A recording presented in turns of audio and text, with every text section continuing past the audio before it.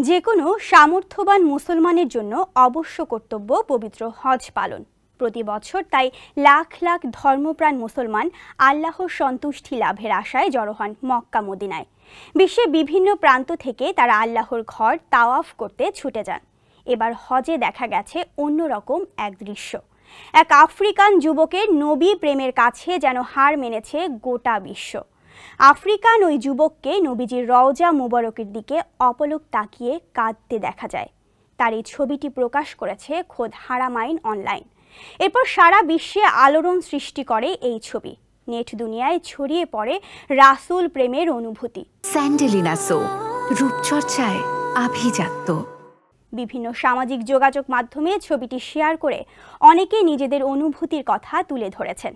একজন নেট ব্যবহারকারী লিখেছেন, হে আমার প্রিয় ভাই, তোমার কাতারে আমিও শামিল হতে চাই। আর একজন লিখেছেন, মাওলা, আমাকে এভাবে তোমার হাবিবের রওজার সামনে দাঁড়িয়ে কান্না করার সুযোগটুকু দিও।